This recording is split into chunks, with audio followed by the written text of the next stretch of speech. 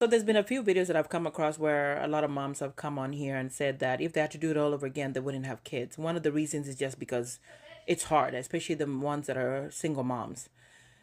To a certain point, I understand it, but the other side bothered me is the moms that where their tone looks like if they could do it all over again, they would just replace their kids and never do it.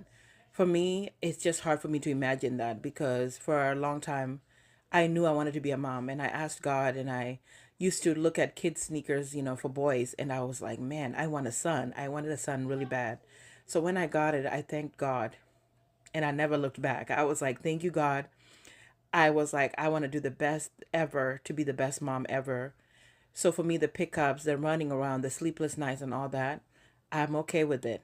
And the words, if I had to do it all over again, would I have my son? It's just something that I don't even imagine because I'm just so grateful and I'm so happy because for a really long time, I asked myself, what was I meant to do?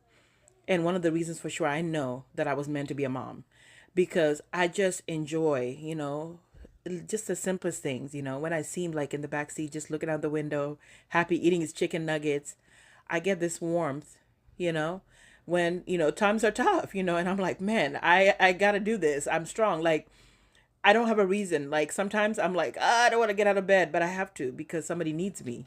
I don't just get to say I don't want to do something because I don't want to, because somebody is literally relying on me. So all these things really add up to me saying, man, if I had to do it all over again, I would do it because for me, it's just really awesome. It's just brought me so much happiness, and for me to get to give love to someone and to be there for someone, it's just so wonderful. So for me, I don't imagine ever. They say kids feel when they're wanted or not. When kids are burdened, they feel that.